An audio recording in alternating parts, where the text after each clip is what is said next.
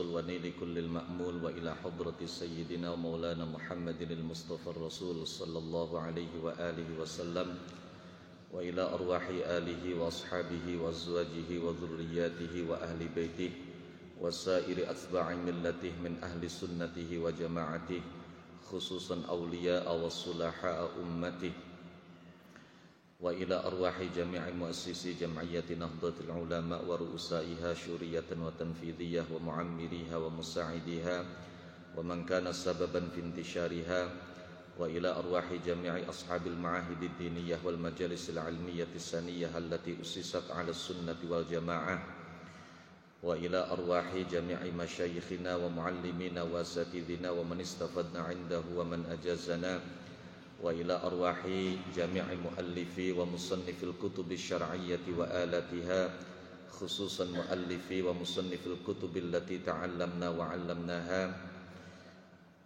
ونخص خاصة إلى روح مؤلف هذا الكتاب سيد الإمام ابن عطاء الله السكندري رحمه الله تعالى ونفعنا به وبعلومه وبعلوم مشايخه وعلوم سائر عباده الصالحين في الدارين آمين. الفاتحة.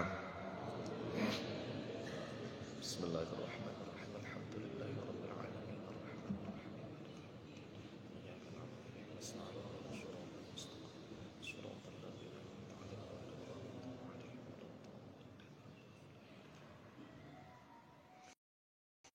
بسم الله الرحمن الرحيم الحمد لله إياه نعبد وإياه نستعين صلواته وسلامه على صفوة الخلق وإمام المرسلين سيدنا مولانا محمد الرحمة المهداة للعالمين وعلى آله وصحابته وعلينا أجمعين. سبحانك لا علم لنا إلا ما علمتنا إنك أنت العليم الحكيم. ربنا يسر وأعن يا كريم وافتح بالحق وأنت الفتاح العليم. أما بعد فقد قال مؤلف هذا الكتاب سيد الإمام ابن عطاء الله السكندري رحمه الله تعالى ونفعنا به وبعلومه وبعلوم مشايخه وعلوم سائر عباده الصالحين في الدارين آمين. الحمد لله المنفرد بالخلق والتدبير الواحد في الحكم والتقدير الملك الذي ليس له في ملكه وزير المالك الذي لا يخرج عن ملكه صغير ولا كبير المتقدس في كمال وصفه عن الشبيه والنظير العليم الذي لا يخفى عليه خاف الضمير ألا يعلم من خلق وهو اللطيف الخبير. Kita sampai di situ ya. Ala ya'lamu man khalaqa wa huwal latiful khabir. Ala ingat.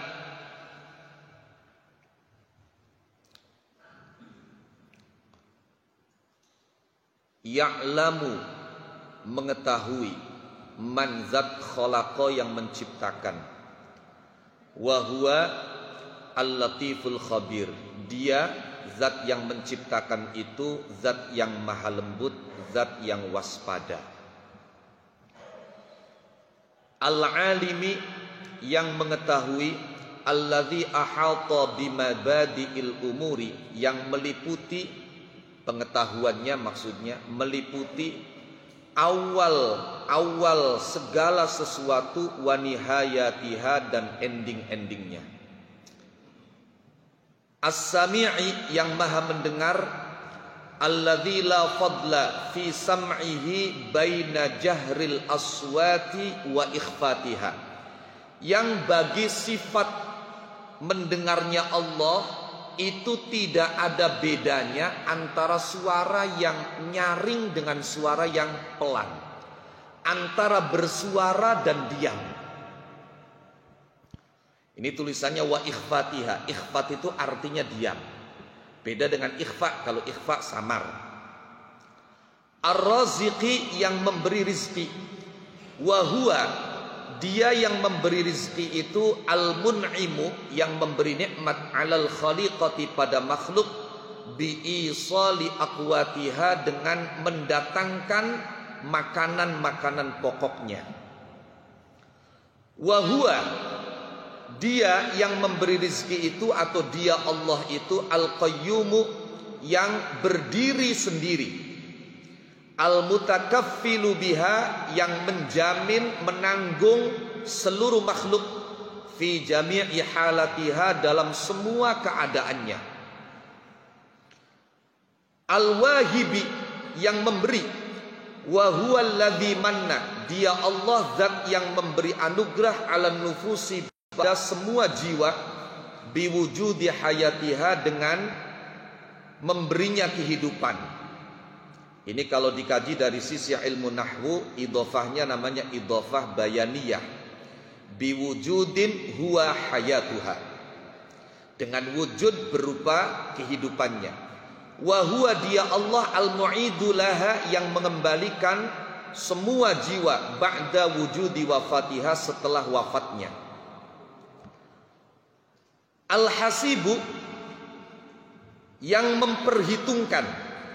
Wa huwa, dia Allah al-mujazi, yang membalas laha, pada semua jiwa, yauma qudumiha, di hari jiwa-jiwa itu datang, alaihi, pada Allah, datang bihasanatiha wa sayyiatiha, dengan membawa kebaikan-kebaikannya, wa sayyiatiha, dan keburukan-keburukannya.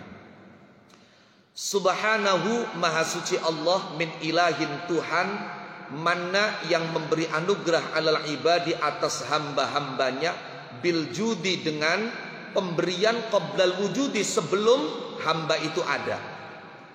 Wa qama lahum bi arzaqihim, dan dia memenuhi rizki-rizki hambanya, ala kilta halatihim, pada dua keadaan mereka. Apa dua keadaan itu? Min iqrarin, mengakui Allah sebagai Tuhan, wa juhudin, dan menentang. Amadda kulla mawjudin biwujudi ata'ih, Allah memberi setiap yang mawjud dengan pemberiannya. Wa hafidha wujudal alami biimdadi baqa'ih. Di naskah yang ada di kita itu wujudnya dua, ya. Wa hafidha wujuduhu wujudal alam. Ini kalau dalam naskah yang ada di saya, wujudnya cuma satu. Wa hafidha wujudal alami biimdadi baqa'i. Wa hafidha, dan Allah memelihara wujudal alami, wujudnya alam, biimdadi baqa'ihi, dengan memberi alam itu untuk tetap. Wa dhahara bihikmatihi fi ardih, Allah tampak di buminya dengan hikmahnya. Wa biqudratihi, dengan kekuasaannya, fi samaihi, di langitnya. Wa asyhadu, dan aku bersaksi, an la ilaha illallah, sesungguhnya tidak ada zat yang disembah dengan hak kecuali hanya Allah. Wahdahu, yang maha esa, la syarika lahu, tidak ada sekutu baginya. Syahadata abdin, dengan kesaksian seorang hamba, mufawwidin, yang pasrah, liqadaihi, pada ketetapannya, mustaslimin, yang berserah diri, fi hukmihi, dalam hukum, wa ibdaihi, dan keputusannya. Wa asyhadu, dan aku bersaksi, anna Muhammad, dan sesungguhnya kanjeng Nabi Muhammad, abduhu, ialah hamba Allah, wa rasuluhu, dan utusan Allah, al-mufaddalu, yang diunggulkan, ala jami'i anbiya'ihi, atas seluruh nabi-nabinya, al-makhsusu, yang diberi keistimewaan, bijazili fadlihi, dengan agungnya anugerah Allah, wa ata'ihi, dan pemberiannya, al-fatih, yang membuka, al-khatimi, yang menutup, walaysa dzalika, dan hal itu, membuka sekaligus menutup, tidak terdapat lisiwaihi, pada selain Nabi Muhammad sallallahu alaihi wa alihi wasallam. Asy-Syafi'i, yang memberi syafaat, pertolongan, fi kullil ibadi, pada seluruh hamba, hina yajma'uhum, pada saat semua hamba itu dikumpulkan, al-haqqu, oleh Allah yang maha hak, li fasli qada'ihi, untuk diberi keputusan. Sallallahu alaihi wa ala alihi wa sahbihi, semoga Allah senantiasa melimpah curahkan rahmat kasih sayangnya kepada baginda Nabi Muhammad, juga kepada keluarga dan para sahabatnya, al-mustamsikina, yang berpegang teguh, biwalaihi, mencintai, bisa diartikan menolong. Jadi bimakna cinta juga bimakna nusrah, menolong. Yang berpegang teguh, mencintai dan menolong perjuangan Nabi. Wasallama katsira, dan semoga Allah melimpahkan salam dengan limpahan salam yang banyak kepada Kanjeng Nabi Muhammad, para keluarga dan juga para sahabatnya. Wallahu a'lam. Bismillahirrahmanirrahim. Kita masih di muqaddimah kitab At-Tanwir fi Isqatit Tadbir. Pada pertemuan perdana 2 Selasa yang lalu kita sampai pada ala ya'lamu man khalaq wa huwal latiful khabir. Al-Imam Ibn Athaillah memuji Allah Subhanahu wa taala dengan menyampaikan sifat Allah, yaitu sifat alim, sifat maha mengetahui, di mana pengetahuan Allah itu bukan hanya yang tampak, bukan hanya yang zahir, tapi apa yang terselip dan tersembunyi di dalam hati pun Allah maha mengetahui. Ala ya'lamu man khalaq. Ini kalau dalam istilah ilmu balaghah disebut dengan badi' al-iqtibas, yaitu memetik ayat Al-Quran atau hadis Nabi untuk dijadikan sebagai muqaddimah. Ala ya'lamu man khalaq. Ingat, yang tahu adalah yang menciptakan. Nah, ini luar biasa. Ini luar biasa. Sementara ini banyak orang yang masih mempersoalkan takalif syar'iyah. Masih banyak orang yang mempersoalkan perintah-perintah dan larangan Allah Subhanahu wa taala. Perintah dan larangan Allah sekian banyak, baik yang tertuang di dalam Al-Quran maupun yang tertuang di dalam hadis, itu isinya sebetulnya cuma 2, yaitu antara if'al, kerjakanlah, dan la taf'al, jangan kau lakukan. Banyak orang yang mempersoalkan ketika perintah atau larangan itu tidak masuk akal. Banyak orang yang mempertanyakan ketika perintah atau larangan itu tidak bisa ditemukan hikmahnya. Padahal kalau kita meyakini ala ya'lamu man khalaq, bahwa yang paling tahu sebuah produk itu adalah yang membuatnya, bukan yang lain. Ala ya'lamu man khalaq, yang paling tahu sebuah produk itu adalah yang menciptakannya, yang membuatnya. Maka kalau ini tertanam di dalam hati kita, kita bisa menangkap hikmah di balik perintah dan larangan atau tidak, itu nggak jadi masalah. Kenapa? Karena dia yang memerintahkan adalah dia yang menciptakan, maka dia yang paling tahu yang terbaik untuk kita.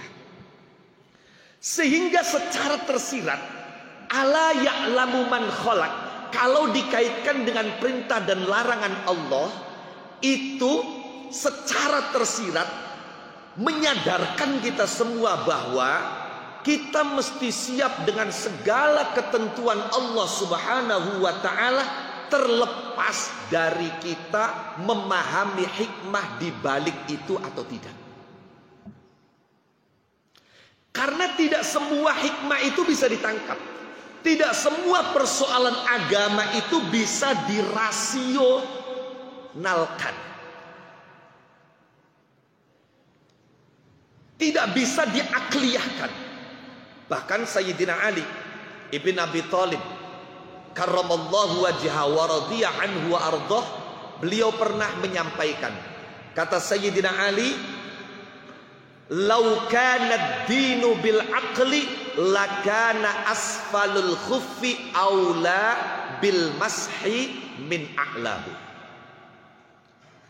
Lau kanad dinu, seandainya agama itu semua mesti logis, semua mesti sesuai dengan logika, tentu pada saat kita mengusap muzah, muzah itu adalah semacam sepatu kulit atau kaos kaki yang terbuat dari kulit. Di mana dalam Islam orang ketika mengenakan muzah, asalkan sebelumnya dia telah bersuci dengan sempurna, nanti ketika batal mau sholat wudhu, maka muzah itu tidak perlu dilepas, cukup muzahnya saja diusap. Dan aturan mainnya dalam Islam, yang diusap itu ternyata bagian atasnya. Seandainya agama itu dengan logika, tentunya yang lebih tepat diusap adalah bagian bawah, karena yang bersentuhan dengan tanah bawah itu, tapi yang diusap adalah bagian atasnya. Ini menunjukkan bahwa tidak semua agama harus dilogikakan. Bahkan Hujjatul Islam Abu Hamid Muhammad ibn Muhammad Al-Ghazali dalam Ihya Ulumuddin, Al-Fakir masih ingat betul karena kebetulan setiap hari dia arif, kalau pagi itu di samping baca Syarah Ibnu Aqil juga baca Ihya Ulumuddin.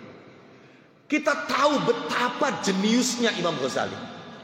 Beliau dikenal sebagai ulama yang mutafannin, menguasai berbagai disiplin ilmu, bahkan gelar dan julukannya Hujjatul Islam. Artinya apa? Kita dalam persoalan agama itu kalau tahu Imam Ghazali mengatakan gak perlu cari dalil, karena perkataan Imam Ghazali itu sudah dalil. Hujjatul Islam, dalilnya Islam.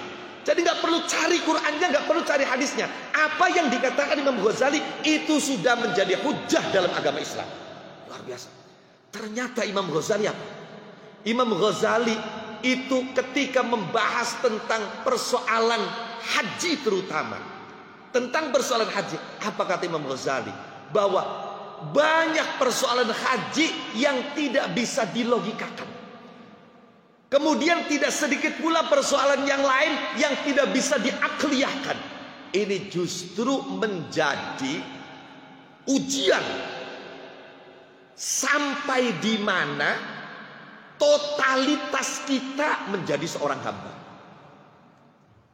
Kenapa? Kata Imam Ghazali, ketika sebuah tuntunan agama, apakah itu yang berupa perintah ataukah itu yang berupa larangan, kok sesuai dengan akal, maka semangat orang untuk menjalankan perintah atau meninggalkan larangan itu luar biasa. Kenapa tidak semangat? Lawang ini sesuai dengan akal kok. Maka ada energi lebih. Pangapunten, kenapa uang kapan luru duit? Luru duit kan yang agama diperintah. Semangete ngluwi-ngluwi mangkat ngaji. No. Persoalannya kata Imam Ghazali, karena mencari rizki, mencari fadl Allah yang bertebaran di atas bumi itu sesuai dengan nafsu kita. Jadi tuntunan itu ketika ada hadzun nafsi, ada kepentingan nafsu, ada hadzul akli, memuaskan akal, maka semangat dalam menjalankannya itu lebih. Tapi coba bayangkan ketika ada sebuah tuntunan, tidak ada kepentingan nafsu di situ, tidak cocok sekilas dengan logika kita, apa yang mendorong kita untuk melakukan? Kalau bukan kepasrahan dan ketundukan kita sebagai seorang hamba Allah Subhanahu wa taala. Maka di sini diuji. Berarti ketika ada tuntunan agama tidak logis sekalipun kita patuh menjalankan, disinilah teruji kamu adalah hamba yang totalitas. Coba lihat Nabiullah Ibrahim alaihissalam. Saya paling suka mencontohkan selain Nabi kita Muhammad sallallahu alaihi wasallam adalah Nabi Ibrahim. Kenapa Nabi Ibrahim? Nabi Ibrahim itu satu-satunya nabi yang menjadi rebutan semua agama samawi. Yahudi mengklaim Ibrahim itu Yahudi, Nasrani mengklaim Ibrahim itu Nasrani, apalagi Islam. Sampai-sampai Allah menjawab klaim orang-orang itu dengan menurunkan ayat makana Ibrahimu Yahudiyya wala Nasraniyah. Dan Ibrahim itu diangkat oleh Allah sebagai imam panutan, bukan untuk kelompoknya tapi untuk manusia. Inni ja'iluka linnasi imama. Masya Allah, luar biasa. Makanya semua orang itu ya memandang Ibrahim. Semua orang. Kenapa Nabi Ibrahim sampai mendapatkan predikat imam bagi seluruh manusia? Itu persoalannya adalah karena Ibrahim sukses menjalankan sekian banyak ujian Allah dengan nilai cum laude sempurna. Wa idh betala Ibrahim rabbuhu bikalimatin fa'atammahun. Maka jawaban Allah, qala inni ja'iluka linnasi imama. Itu. Apa coba ujiannya Nabi Ibrahim? Luar biasa. Menurut riwayat Imam Bukhari, di usia 80 tahun Nabi Ibrahim dapat wahyu kongkon sunat. Uang zaman sekian kongkon sunat, beli kudu dikongkon malah jaluk dewek. Kenapa jaluk dewek? Karena ternyata setelah diteliti yang namanya khitan itu sesuai dengan logika, sesuai dengan kesehatan, sesuai dengan nafsu. Lah kok bisa sesuai dengan nafsu bagaimana? Mboh bener mboh beli ceritain. Iya, anak kiai mertamu ningane pendeta. Tadi kena tak kiai mertamu ning pendeta ya beli apa-apa ngarani ka mertamu pendeta tanggai dewek. No. Tiba-tiba disuguhi gedang. Disuguhi gedang. Tapi durung dipangan karo kiai. Lah terjadi dialog dua orang ini. Salah satu dialognya adalah kata pendeta, Islam itu agama yang menyakiti, bahkan merusak ciptaan Tuhan. Bagaimana tidak? Lah iya, uwong iku lahir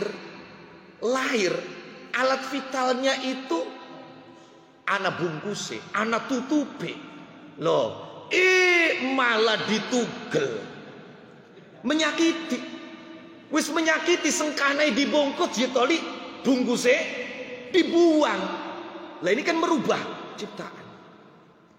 Akhirnya cari kiai, coba Pak sampeyan lamun mangan gedang aja dionceki enak beli. Enak beli lamun mangan gedang aja dionceki nembe gedang pun kok. Nembe cau. Apa maning lamun sing dipangan dom. Aja dionceki enak beli. Wah ya beli enak, enaknya dionceki ya pada bae sampean bakal beli dionceki mekonone masa enaka. Jadi ada hadzun nafsi, ada yang menjadikan nafsu ini enak. Sesuai dengan logika jelas, sesuai dengan kesehatan iya. Banyak orang yang punya penyakit kelamin akibat karena dia tidak dikhitan. Maka setelah diteliti, semangat wong ning khitan. Semangat. Loh. Tapi coba Nabi Ibrahim durung weruh hikmah khitan apa? Logis atau tidak? Itu Nabi Ibrahim diperintah kongen khitan di usia 80 tahun langsung dijalanakan.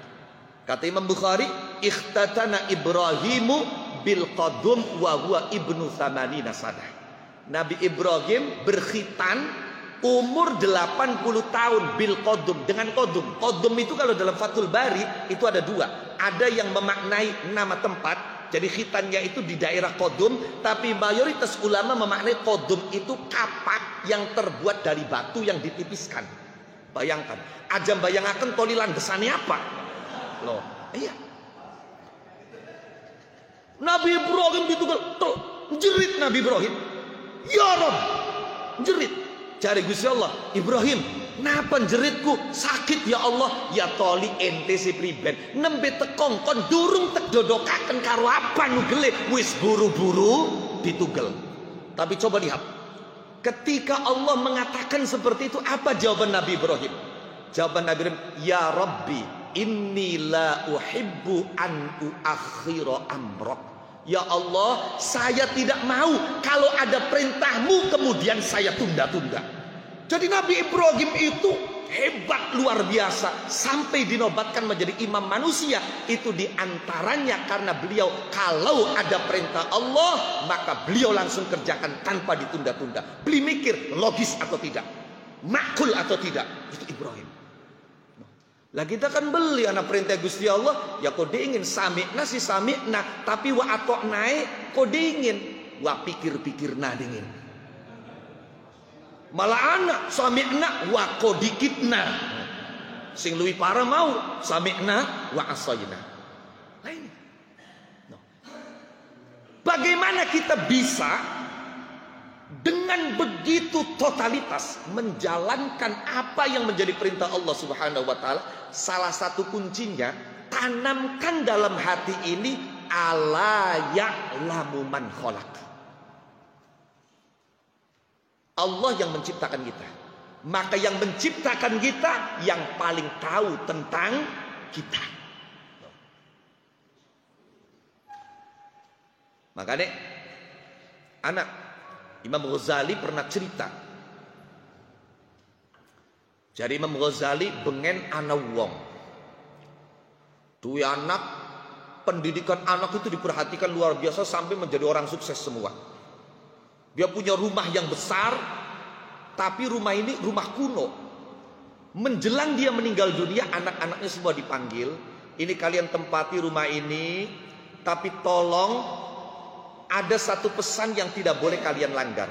Kalian mau apakan saja rumah ini, mau direnovasi silakan, tapi satu pesan yang tidak boleh kalian langgar.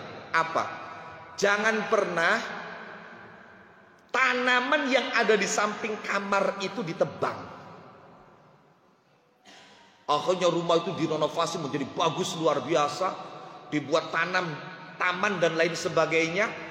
Tapi lama kelamaan anak-anak ini mulai berpikir, rumahnya sudah bagus, tamannya sudah indah, tapi ada yang mengganggu pemandangan. Apa? Pohon di samping kamar, tanaman di samping kamar.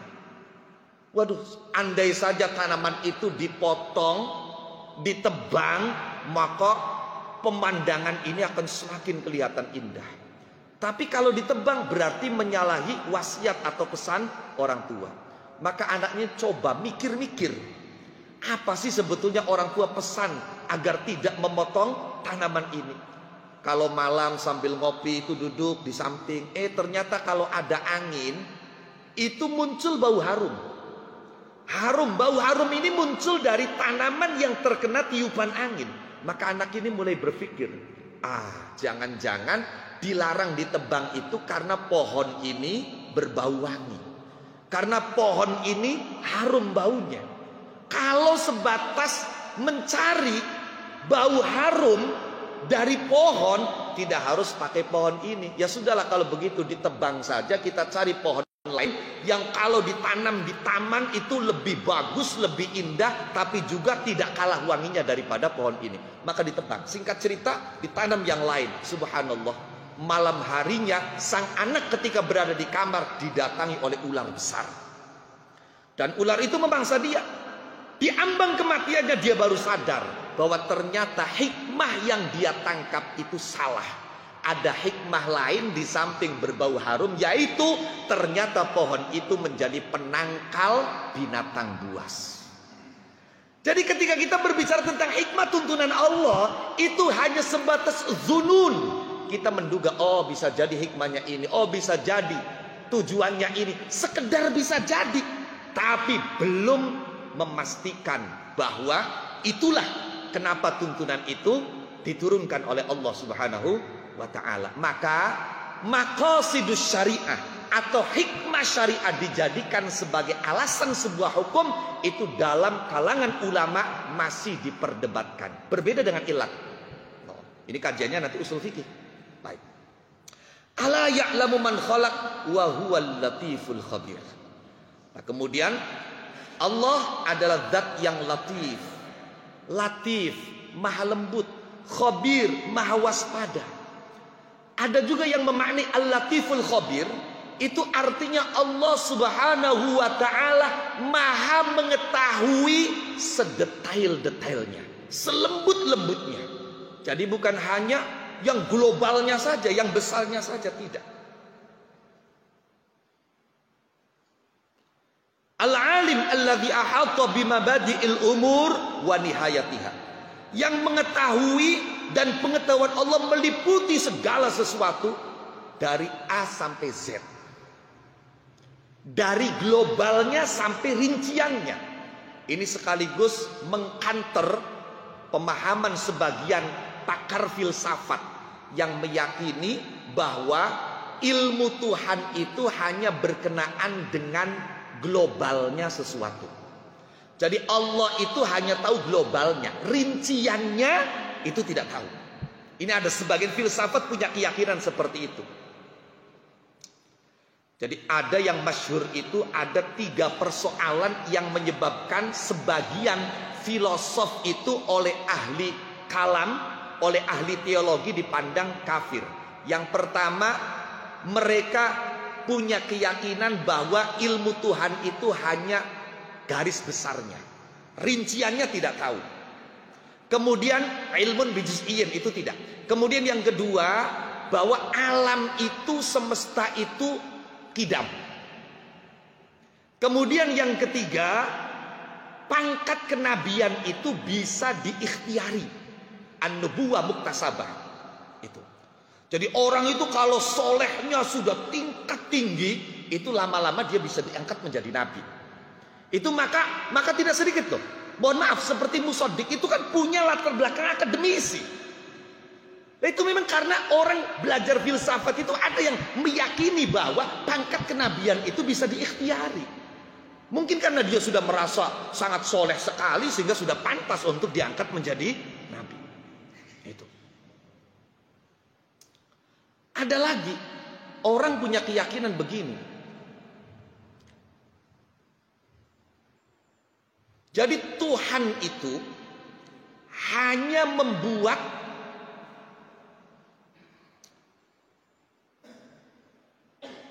sistem.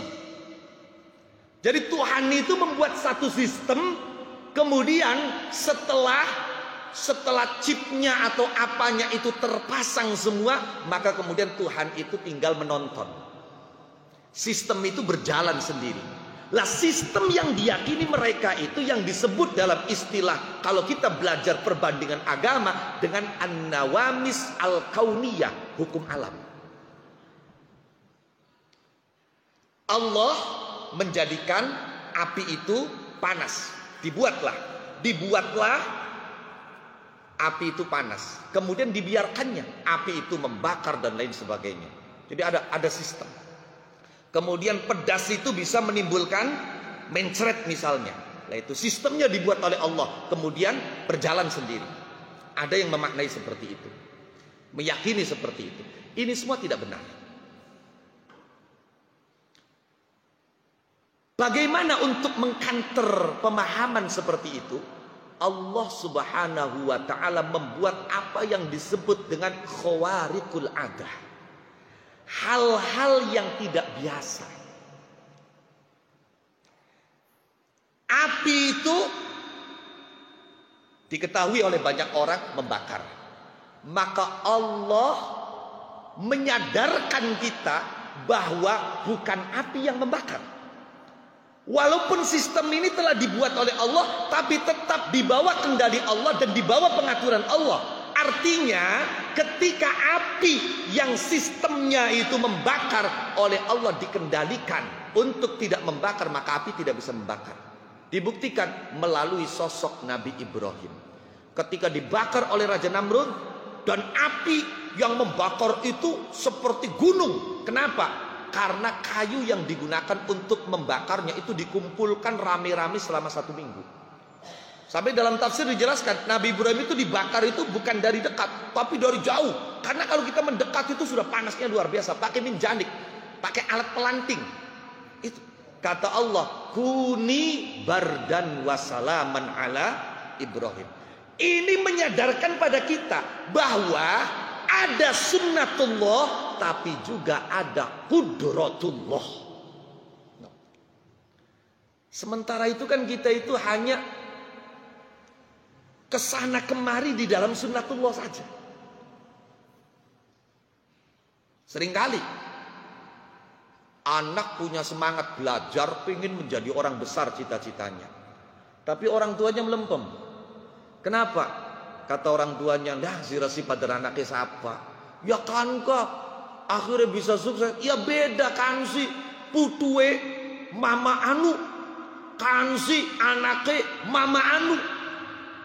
Karena pancen biasa sing dadi wong hebat iku wong tuai hebat. Biasa. Berarti kan dia hanya pada sunnatullah. Tapi coba kalau dia kembalikan kepada kudratullah. Kalau anak orang hebat itu bisa dijadikan hebat oleh Allah, maka Allah pun sangat bisa menjadikan hebat orang yang lahir dari orang tua yang tidak hebat. Kalau kita sekedar meyakini bahwa anak orang hebat saja yang berkesempatan menjadi hebat, berarti kita membatasi kekuasaan Allah. Jadi ada sunnatullah, ada kudratullah. Wes, contoh. No. Laut itu tidak bisa dibuat berjalan. Uang tok ana ning dhuwure banyu tanpa menggunakan alat, ya kerem. Ini namanya nawamis kauniyah. Hukum alamnya seperti itu. Maka Allah ingin menyadarkan kita bahwa nawamis kauniyah itu tetap di dalam kendali dan pengaturan Allah. Apa dibuktikan? Ternyata laut dibelah oleh Nabi Musa dan Nabi Musa bisa berjalan.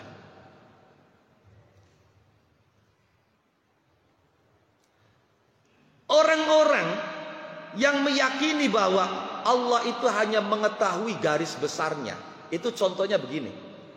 Jadi Gusti Allah itu tahu si A Kiki bakale kecelakaan. Tapi detail kecelakaannya seperti apa skenarionya itu Allah tidak tahu. No. Tapi kita Ahlussunnah wal Jamaah tidak seperti itu. Kita meyakini Allah itu Al-Alim alladzi ahata ilmuhu bima badi'il umuri wa nihayatiha, yang maha mengetahui dan pengetahuan Allah itu dari A sampai Z. Baik. As-Sami' alladzi la fadla fi sam'ihi baina jahril aswati wa ikhfatiha, pakai ta ya, bukan pakai hamzah. Kalau ikhfa artinya samar. Tapi biasanya jahar itu bandingannya adalah ikhfa, biasanya samar. Kalau ikhfat itu diam. Allah maha mendengar. Dan pendengaran Allah itu luar biasa. Berbeda dengan pendengaran kita. Suara baik itu yang nyaring itu didengar oleh Allah. Bahkan diam itu didengar oleh Allah. Itu kan lebih hebat dari sekedar samar. Kalau kita katakan Allah mendengar baik suara yang nyaring maupun suara yang pelan, itu ya nggak begitu hebat. Tapi ini baina jahril aswati wa ikhfatiha. Allah mendengar suara yang lantang, suara yang nyaring, dan Allah juga mendengar diam. Diam itu bisa didengar oleh Allah. Subhanallah, luar biasa kan?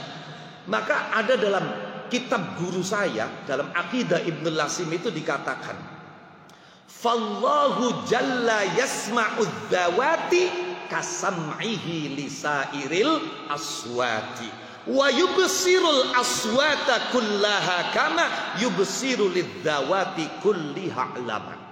Itu dalam nazam Aqidah Ibnul Lasim yang disyarahi juga oleh guru saya dengan judul Dzakhairul Mufidah fi Syarhil Aqidah. Beliau menulis kitab ini itu dalam usia 17 tahun. Itu di akhir beliau katakan manzumatun ibni sab'a asyrata sanah ma'dzuratun maqbulatun wa muhsanah. Itu dikatakan dalam kitab itu tentang sifat sama Allah. Fallahu jalla yasma'u dzawati. Allah yang maha agung itu bisa mendengar zat. Coba. Kalau kita itu kan yang didengar suara. Zat, fisik, itu kita nggak bisa mendengar fisik loh. Kita kan nggak bisa mendengar fisiknya botol aqua ini, kita bisa atau tidak? Tapi ketika botol aqua ini digerak-gerakkan, kemudian kita beginikan, maka suaranya bisa kita dengar. Tapi zatnya bisa kita dengar atau tidak? Tidak. Tapi Allah Subhanahu wa taala mendengar suara, juga mendengar zat. Sebagaimana basar Allah, sifat melihatnya Allah itu bukan hanya melihat zat, tapi juga Allah melihat suara. Masya Allah. Coba. Ini kan luar biasa. Luar biasa. Baik. Ar-Razzaqi, yang maha memberi rezeki. Wa huwa al-mun'imu alal khaliqati bi isali aqwatiha. Allah yang memberi nikmat pada makhluk dengan mendatangkan makanan-makanan pokoknya.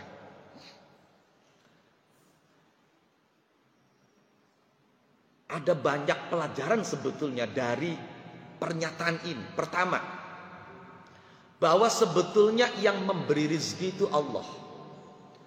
Orang yang datang ke kita itu hanya jembatan Allah Subhanahu wa taala.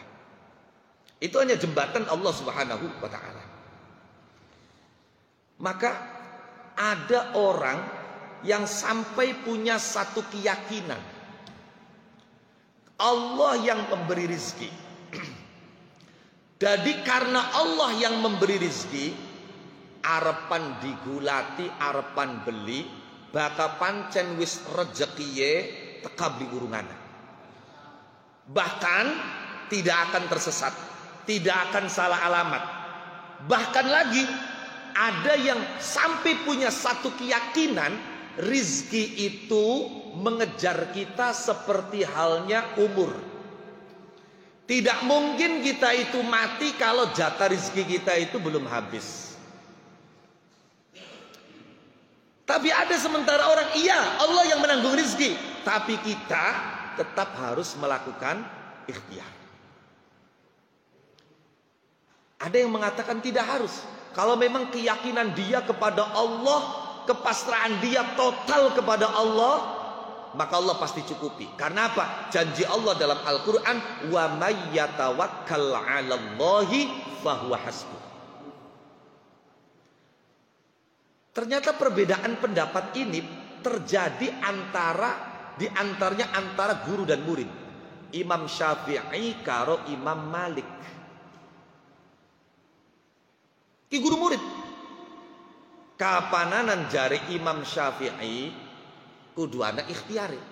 Kapan jari Imam Malik beli ikhtiar maningga, ari pancen yakine wis mantep karo Gusti Allah. Beli apa? Terus saling adu argumen, saling adu hujah, adu dalil. Ini ada disebutkan keterangannya di antaranya dalam kitab Hayatul A'immatil Arba'ah. No. Akhirnya apa? Suwe, debat, lama-lama terasa lapar, kempong. Lah, kerasa kempong ku tadi Imam Syafi'i pamitan.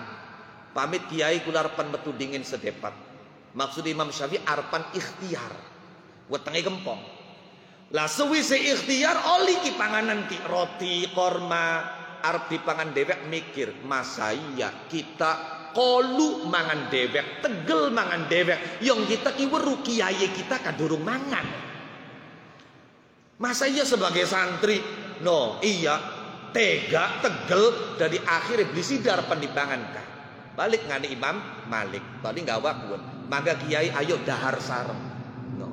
Suwise mangan bareng di tengah-tengah makan Imam Syafi'i ngomong, "Loh Kiai, jari kula gak bener pencak. Loh, rezeki sing nanggung Gusti Allah, tapi kita kudu ikhtiar. Coba lamun kula beli ikhtiar. Masa kining kene ana roti karo korma." Jari Imam Syafi'i, jari guruwe, "Lah iya pun kanggo sira, kanggo esun kan beli ikhtiar maning roti korma teka dewek." Dari balik nih kemantepan. Good. Yang kedua yang ingin saya sampaikan, ini saya itu apa ya, dengan pemikiran Imam Ghazali itu luar biasa. Imam Ghazali, saya ingin menyampaikan begini. Kata Imam Ghazali, kenapa yang berhak menyandang sifat manan itu hanya Allah, kecuali beberapa orang yang memang dikecualikan. Apa manan itu? Manan itu ngundak-ngundak, mengungkit-ungkit. Kan kita kalau memberi orang itu kan kemudian tidak boleh diungkit-ungkit. Al-Quran dengan jelas mengatakan, ya ayyuhalladzina amanu la tubtilu shadaqatikum bil manni wal adha. Jangan kalian rusak pahala sedekah itu dengan mengungkit dan menyakiti. Walaupun kemudian ulama sendiri khilaf. Ketika kita mengungkit-ungkit, itu apakah semua pahala sedekah itu hancur, atau yang hancur itu kelipatan pahalanya? Dalam syarah Sirajut Talibin, syarah Minhajul Abidin yang ditulis Syekh Ihsan Jampas itu dijelaskan bahwa sebagian besar ulama mengatakan hancur semuanya. Sebagian masyayikh berpendapat ketika diungkit-ungkit, yang hancur itu adalah sawabu mudha'afatis shadaqah, pahala kelipatan sedekah. Adapun sawabu asli sedekah, pahala pokoknya sedekah, tidak hancur. Iya. Mangkane dipriben-pribenaken bae, arepan ngungkit-ngungkit, arepan riya, arepan apa, masih luwih bagus sedekah daripada beli ngandhakaken bae. Ini. Baik. Kembali, Imam Ghazali itu menjelaskan begini. Kenapa yang berhak menyandang mannan itu hanya Allah? Dan beberapa orang yang memang diperbolehkan, diizinkan. Jadi ada orang yang memang boleh mengungkit-ungkit. Yaitu pertama Nabi kepada umatnya. Yang kedua guru mursyid kepada muridnya. Yang ketiga orang tua kepada anaknya. Itu kalau ada orang tua ngungkit sama anaknya. Sirus tek gedoakon, tek sekolahkon, tek pakoni, tek sandangi, tek turuti apa. Itu tidak merusak kebaikan orang tua kepada anak. Itu mustasnayat. No. Oke. Kenapa mannan itu sifat Allah? Kita itu tidak pantas untuk mengungkit pemberian kepada orang lain, karena hakikat yang memberi itu Allah. Kita itu cuma suruhan Allah. Imam Ghazali membuat gambarannya begini. Contoh misalnya kula ketekanan Kiai Arif. Ternyata Kiai Arif dijaliki tulung ning Kang Ustaz Syukron. Oke. Tekaan ning Kang Latif nggawakiyen sampiaken titipan kanggo Kang Latif. Ketika kemudian disampaikan, apakah pantas kalau kemudian Kiai Arif suatu saat nanti mengungkit-ungkit? Padahal sebatas dia itu menjadi jembatan. Artinya kalau tidak melalui Kiai Arif, melalui orang lain. Toh yang memberi itu bukan Kiai Arif. Maka di sini bahkan mestinya kata Imam Ghazali, orang ketika menyadari dia memberi kepada orang lain, ketika dia menyadari bahwa dia itu hanya suruhan Allah, dia itu hanya jembatan Allah, dia itu hanya jalan Allah, itu mestinya malah merasa malu ketika dia merasa berjasa. Loh, jasa saya itu apa coba? Lawang itu bukan dari saya, itu dari Allah. Karena apa? Yang memberi rezeki itu Allah, yang memerintahkan infak juga Allah. Berarti Allah semuanya. Oke. Wa huwal mutakaffilu biha fi jami'i halatiha. Allah yang menanggung semua makhluk dalam setiap keadaan. Iya. Dari bangun tidur sampai tidur lagi, itu kita ditanggung oleh Allah, kita dijamin oleh Allah Subhanahu wa taala. Al-Wahid wa huwa alladhi manna 'alan nufus biwujudi hayatiha. Yang memberi, Allah zat yang memberikan anugerah kepada setiap jiwa dengan memberinya kesempatan hidup. Al-Qadir wa huwal mu'idu laha ba'da wujudi wafatiha. Yang maha kuasa, yang mengembalikan semua jiwa setelah wafat. Jadi kita itu hidup kemudian wafat, setelah wafat kita akan dikembalikan kepada Allah Subhanahu wa taala. Dan ketika kita kembali kepada Allah, al-hasib wa huwal mujazilaha yauma qudumiha alaihi bihasaratiha wasayyatiha. Dia Allah zat yang membalas setiap jiwa ketika datang dengan kebaikan dan keburukannya. Itu ada perhitungannya. Makanya kula nembe mawon Jumat wingi itu diskusi tentang salah satu syahid akhirat itu adalah orang yang meninggal ketika melahirkan. Dalam semua kitab fikih itu ada pernyataan walaupun dia hamilnya akibat dari melakukan zina. Semua kitab fikih mengatakan seperti itu. Nah, ternyata ada sebagian yang berpendapat dengan memberikan beberapa catatan. Catatan yang pertama, asalkan wanita ini tidak berusaha menggugurkan kandungannya. Yang kedua, dia mesti taubat dulu. Maka saya katakan, catatan dia tidak berusaha menggugurkan kandungan bisa diterima. Kenapa? Karena ketika dia meninggal dunia tapi berupaya menggugurkan kandungan, maka kematiannya bukan karena melahirkan tapi karena aborsi. Jelas tidak masuk dalam kategori syahid. Tapi harus taubat. Ini kenapa? Karena yang namanya mati syahid itu predikat, reward, penghargaan dari Allah kepada wanita yang hamil, yang sudah susah payah dan berjuang antara hidup dan mati ketika melahirkan. Yang wongku kapan meteng, masya Allah, perjuangannya luar biasa. Wahnan ala wahnin.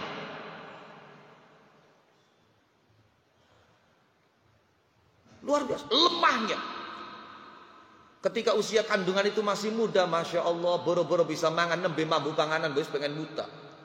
Mambu panganan huok, malah ana tanggai gula. Bahkan mambu panganan huoke siji, kapan mambu keringet laki huoke pindo, huok. Dan ini kan tidak sebentar, lama. Sampai menjelang melahirkan, tidurnya sudah mulai nggak nyaman. Kenapa? Ambekannya sesek.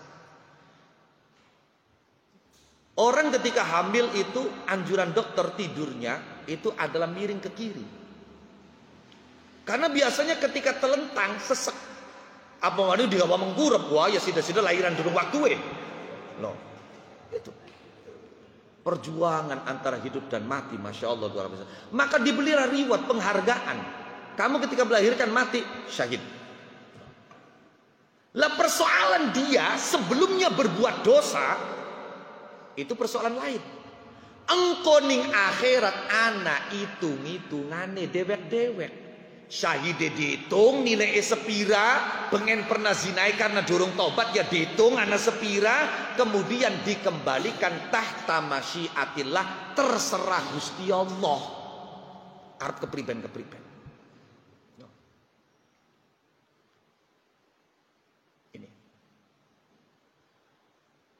Toli lamun hitung-hitungan kah? Ana beli kira-kira di antara kita sing wani hitung-hitungan karo Gusti Allah.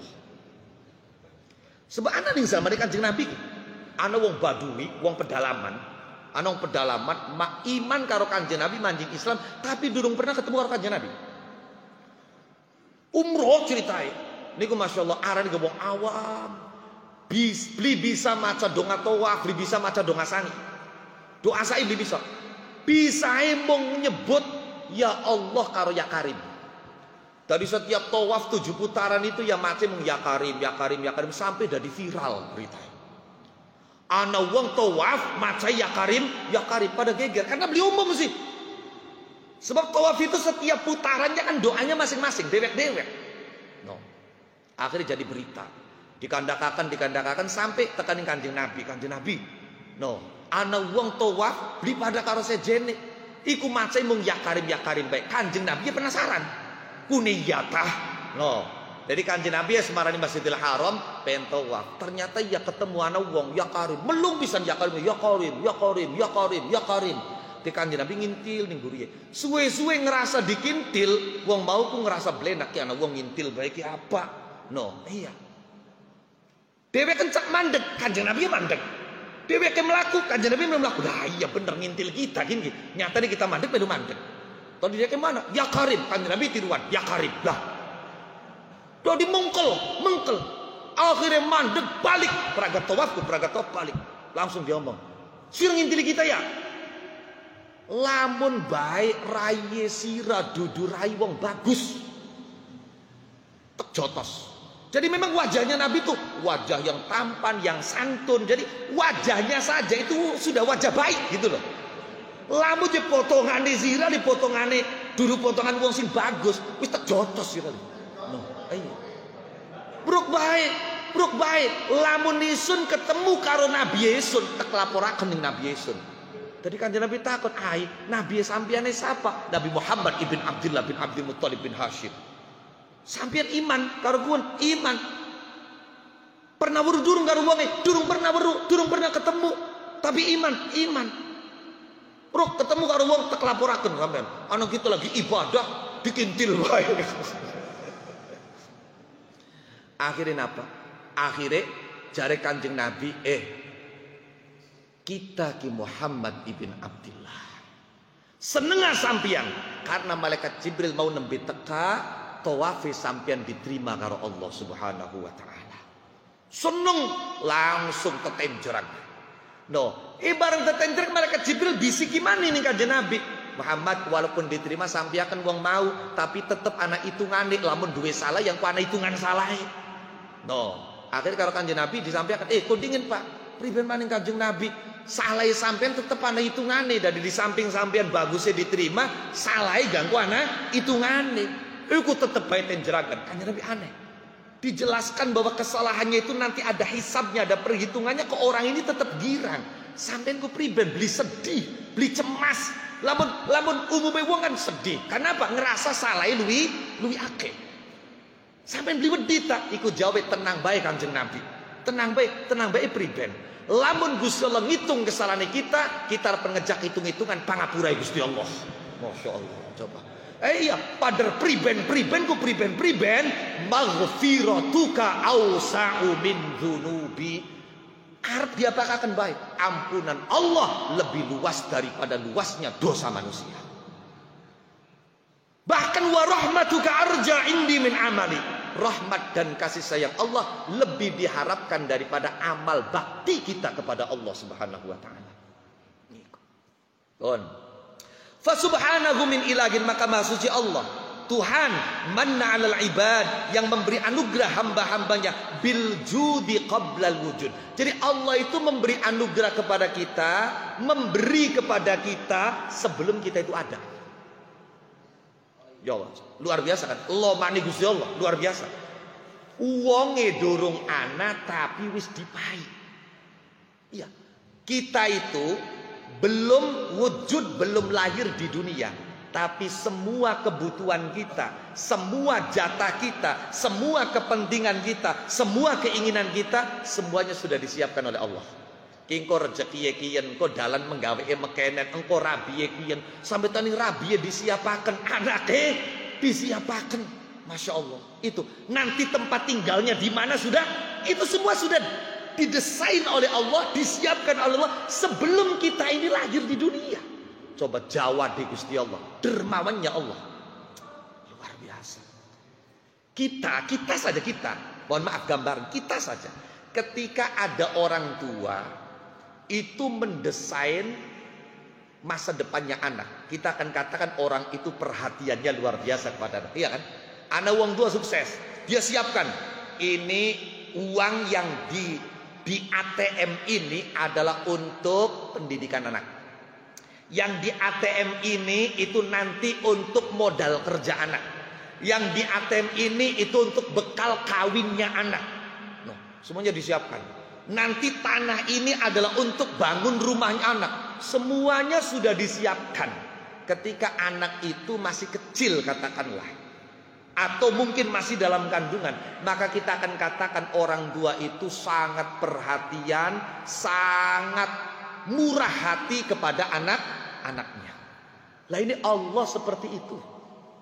Kita belum lahir, semua dan segalanya sudah disiapkan oleh Allah. Alladzi manna 'alal ibadi bil jud qoblal wujud.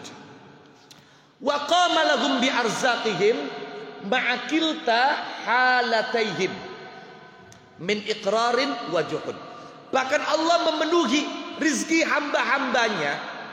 hamba-hambanya, baik hamba itu mengakui Allah sebagai Tuhan atau bahkan menentang Allah sebagai Tuhan. Masya Allah. Saya itu ketika menjadi seorang direktur perusahaan misalnya, kemudian saya yang menggaji karyawan, saya yang memenuhi kebutuhan karyawan saya. Kemudian ada karyawan yang mengakui kapasitas dan keberadaan saya, posisi saya, hormat kepada saya sebagai direktur. Ada karyawan yang menentang, yang menghina saya. Ya tentu apa yang akan saya lakukan kepada orang itu? Ya dipecat, ya belum tahu saya. Oh iya kan, malah bukan sekedar dipecat. Iya, mungkin akan dihinakan, mungkin akan dianu. Tapi coba Allah, rahmannya Allah, kasih sayangnya Allah. Orang itu diberi rizki oleh Allah, rizki yang diberi oleh Allah itu digunakan untuk maksiat kepada Allah. Masya Allah, coba. Tapi Gusti Allah beli kapok terus, dipai terus,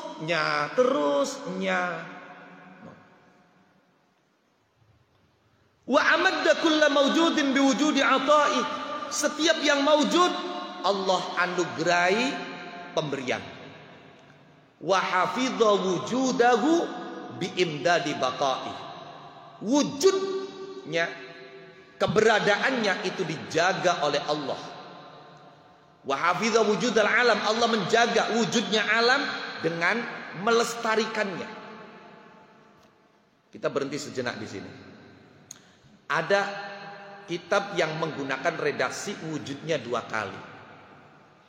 Kalau saya ada naskah yang wujudnya cuma sekali, wa hafidha wujudal alam. Atau ada yang wa hafidha wujudahu, berarti wujuda kulli maujud. Ya memang seperti itu. Kita kalau mengkaji kitab itu kadang ada ditemukan salah cetak, ada penambahan kalimat, seperti itu. Makanya pentingnya ngaji itu di situ. Kita biar tahu, oh ini ada salah cetak, ini ada penambahan kalimat. Karena ketika selama kesalahan cetak itu tidak dirubah, maka kesalahan itu akan terus menjadi kesalahan. Contoh-contoh yang banyak kesalahan cetak itu kitab Maulid Al-Barzanji. Kitab Maulid Al-Barzanji itu ada beberapa harokat yang salah. Aurodaz Zainul Iraqiyyu itu tulisannya Aurodaniz Zainul Iraqiyyu. Itu banyak yang cetakannya pakai nun kecil. Kemudian yang hampir semua itu adalah yang di awal itu. Al jannatu wa na'imuha sa'dul liman yusalli wa yusallim wa yubarik alaih. Itu pakainya pakai sukun. Padahal mestinya wa yusallimu wa yubariku. Tapi karena cetakannya itu pakai sukun, ya semua bacanya pakai sukun semua. Mulai dari yang bukan kiai sampai kiainya wa yusallim wa yubarik. Nah, padahal mestinya kalau dikaji dari sisi gramatika Arab wa yusallimu wa yubariku, kan itu fi'il mudhari yang tidak kemasukan amil nasab dan amil jazm. Maka perlu ketelitian. Bahkan bisa bahaya. Bisa membuat orang tertawa terpingkal-pingkal gara-gara salah cetak kitab itu. Iya, dzakarallaha tulisannya dzakarallahu. Banyak sekali di Maulid Al-Barzanji itu. Baik. Itu ada yang sampai fatal. Dulu ada orang dia ngerti pengobatan tapi setengah-setengah. Setengah-setengah, enggak ahli. Nah ini, yang setengah-setengah ini yang berpotensi merusak itu. Ada dikatakan ulama nisful alim yufsidul adyan wa nisfut tabib yufsidul abdan. Orang alim itu kalau setengah-setengah itu berpotensi merusak agama. Ahli pengobatan kalau cuma setengah-setengah itu berpotensi mencelakakan tubuh. Jadi ceritanya dulu ada orang namanya Tuma. Dia itu ngerti pengobatan tapi cuma setengah-setengah. Lah, Dia punya pasien yang konon pasien itu sudah diobati kemana-mana, berobat kemana-mana nggak sembuh juga. Akhirnya dia cari di kitab ada tulisan Al-Hayyatus Sauda Shifaun min kulli da. Al-Hayyatus Sauda Shifaun min kulli da. Jadi ada obat semua penyakit. Apa? Hayyatus Sauda. Padahal mestinya hadisnya itu Al-Habbatus Sauda, pakai ba. Cuma kelebihan titik Hayyatu. Ini maknanya sudah berubah. Kalau Al-Habbatus Sauda jintan hitam, tapi kalau titiknya 2 Hayyatus Sauda ular hitam. Jadi jari itu mah sudah obatnya gampang, cari ular hitam. Akhirnya dilorongkan ular dumung kang ireng. Ya mati wong ya bener, beli gering maning. No. Ini bahaya. No. Tapi kalau dia itu betul-betul ahli, tahu takarannya, ini dicampur dengan ini komposisinya harus berapa. Kalau kita nggak tahu kan komposisinya bisa overdosis itu, malah membuat tubuh celaka. Dan yang alim agama setengah-setengah itu berpotensi merusak. Bagaimana tidak? Anak cerita anak wong arepan sembayang berjamaah. Ora gage-gage takbiratul ihram, malah sibuk ngulati kapas. Jadi ditakoni karo wong sing dagange, sampeyan arepan jamaah sibuk ngulati kapas ku kanggo apa? Anu ji kula nemu keterangan ning kitab. Ketika sholat berjamaah dan di barisan depan itu ada furjah. No.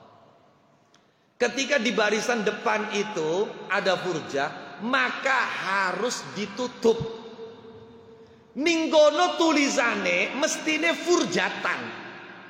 Ada cowong lah, ada cowong. Furjah itu kan longgar ya, ada cowong. Maka kapan barisan arep masih cowong, sampean tutupen ngadeg ninggono ning barisan kuwen dirapeti maksudnya kono. Mung baik kitab sing diwaca tulisannya duduk furjatan farjahu. Jadi tak ilang tak elo. Jadi bener kan furjatan nganggo tak bunder ada titiknya. Lah itu titiknya hilang. Jadi dia baca farjahu. Jadi wong kapan arepan salat berjamaah kongkon nutupi farjiye. Jadi sing duwe toko iku takon ditutupane karo apa? Ya karo kapas, mangane kula berarti kapas gini. Masya Allah. Kadang-kadang ya wis anak gula pernah krungu ki duduk bobat gula pernah krungu niku keterangan teng kitab wonten no udhuka yang seperti itu anak gula pernah krungu maning anak wong maca kitab mindalika diwaca ki arif mandalika mindalika diwaca mandalika ya Allah ane perlu ketelitian wa dha'ara bi hikmati fi ardi wa bi qudrati fi samai. Di bumi Allah itu tampak dengan hikmahnya. Di langit Allah itu tampak dengan kekuasaannya. Hikmah itu hubungannya dengan nawamis kauniyah. Alaqatus sabab bil musabbab. Itu hikmah. Makanya ketika ada orang melakukan anu kemudian dia merasakan resikonya. Nah itu karena memang di bumi ini yang tampak adalah hikmah.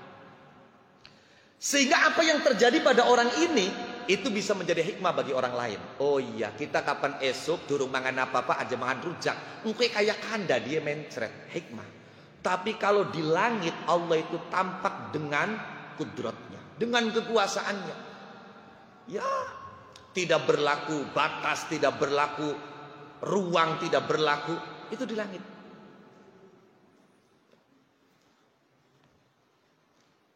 Wa asyhadu an la ilaha illallah wahdahu la syarikalah. Aku bersaksi tidak ada Tuhan kecuali Allah yang Maha Esa, tidak ada sekutu baginya. Makanya Tuhan itu cuma satu. Tuhan itu tunggal. Yang lain itu bukan Tuhan. Yang lain itu bukan Tuhan. Ketika kita mengatakan Tuhan itu dua, Tuhan itu tiga, itu salah. Tuhan itu cuma satu. Wa ma min ilahin illa ilahu wahid. Itu Quran. Kalau kita kaji dari sisi ilmu balaghah, ini hasr. Kenapa? Karena ada nafi yang dibarengi dengan istisna. Tuhan itu cuma satu. Lantas kemudian ada yang dua, ada yang tiga. Bahkan ketika Fatuh Makkah itu ditemukan berhala 360 berhala. Itu apa? Itu bukan Tuhan, tapi dipertuhankan. Maka lafaz ilah itu adalah lafaz yang tunggal, yang tidak memiliki tasniyah dan jamak. Lah kalau kemudian kita temukan tasniyahnya ilah, jamaknya ilah, alihah, maka itu kata Imam Fakhruddin Ar-Razi, bukan tasniyahnya, bukan jamaknya, tapi ditasniyahkan dan dijamakkan. Wa inna ma yuthanna wa yujamma. Aslinya ilah itu satu-satunya lafaz yang cuma tunggal dan tidak memiliki tasniyah jamak. Kalau kita temukan ada tasniyah, ada jamak, maka itu ditasniyahkan oleh orang, dijamakkan oleh orang. Hakikatnya tidak ada tasniyah dan jamaknya. La syarikalah. Syahadat afdin mufawwidin liqada'i. Kesaksian seorang hamba yang berserah diri pada keputusan Allah, takdir Allah, mustaslimin lahu, yang berserah diri pada Allah, fi hukmihi wa imda'ihi, pada hukum dan ketetapannya. Imda' itu ketetapan Allah. Wa asyhadu anna, untuk bisa sampai di level ini tadi, di antara kuncinya apa? Tanamkan dalam hati, yang paling tahu kita adalah yang menciptakan kita. Ala ya'lamu man khalaq. Wa asyhadu anna Muhammadan abduhu wa rasuluh. Aku bersaksi sungguhnya Nabi Muhammad adalah hamba dan utusan Allah, yang diunggulkan di atas seluruh nabinya, yang diberi keistimewaan dengan anugerah yang agung, pemberian yang besar.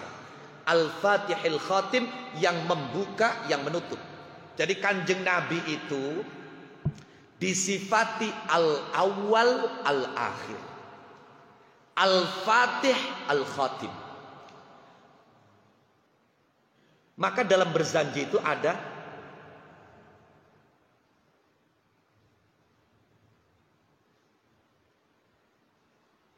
bagaimana itu dalam doa berjanji itu? Yang wa awwaluhum bimakna, akhiruhum fis surati wa awwaluhum bimakna. Jadi kanjeng Nabi itu bentuknya akhir, tapi hakikatnya awal. Maka di awal berjanji itu dikatakan al-mausufi bit taqaddumi wal awwaliyah. Semua makhluk Allah itu berasal dari Nur Muhammad. Tidak ada yang tidak berasal dari Nur Muhammad. Makanya dalam Al-Quran isyaratnya ada. Wa'lamu anna fikum Rasulullah. Ketahuilah sungguhnya dalam diri kalian ada Rasulullah. Hanya persoalannya, dalam setiap diri orang itu ada Nur Muhammad. Ada hakikat Muhammadiyah. Ada Rasulullah. Tapi persoalannya Nur Muhammad ini macam-macam. Ana sing gemebiar, ana sing kelip-kelip, ana sing wisarpan mati. Bagaimana kita mencirikan orang itu Nur Muhammad yang ada di dalam dirinya hidup? Ketika dia hidup itu dengan kasih dan sayang. Sudah.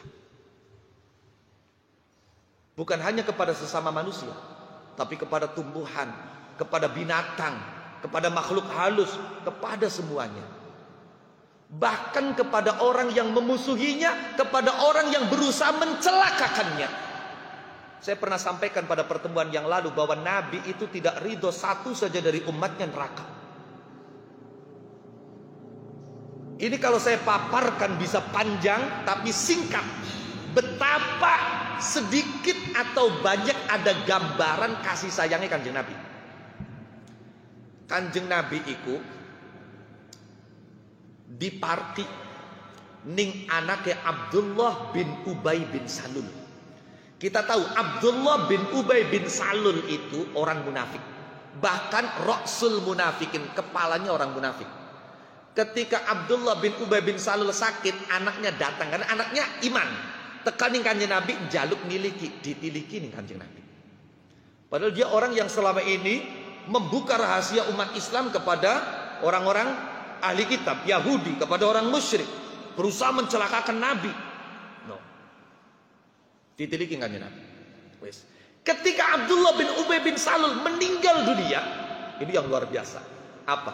Anak yang marah ning Kanjeng Nabi. Kanjeng Nabi njaluk jubah kanggo ngafani bapak kula. Kanjeng Nabi arep panjukutaken jubah. Kanjeng Nabi lamun saged sing lagi dinggo mawon. Masyaallah. Iku jubah dicopot ning Kanjeng Nabi dinakaken. Bahkan satu riwayat lagi menyebutkan itu Kanjeng Nabi dimintai ludahnya untuk dioleskan kepada tubuhnya Abdullah bin Ubay bin Salul. Widih. Dan itu dituruti kabeh Kanjeng Nabi. Wes peragat. Tekamane Kanjeng Nabi mangga diaturi nyolati.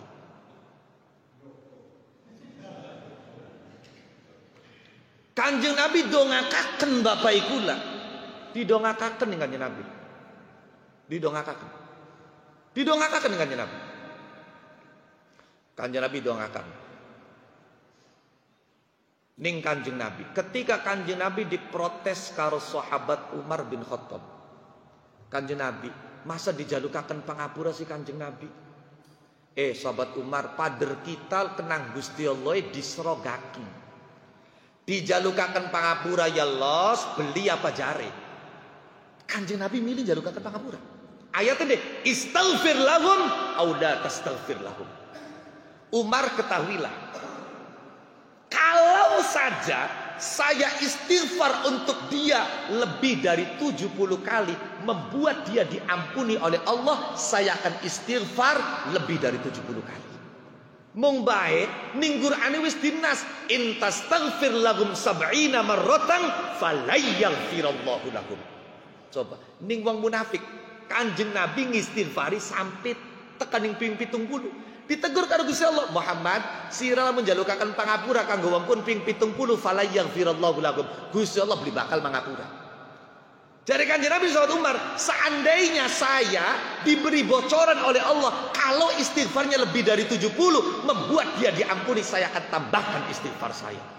Kuwenku dudu ning wong dewek, dudu ning jamaah dewek, dudu ning wong separte, dudu wong saorganisasi. Masya Allah. Kinci gara-gara beda partai, baik ributnya Masya Allah, beli peragat-peragat. Gara-gara beda organisasi, tukarannya beli mari-mari. Pilihan gue mundak maning, waduh, Masya Allah, iya, luar biasa.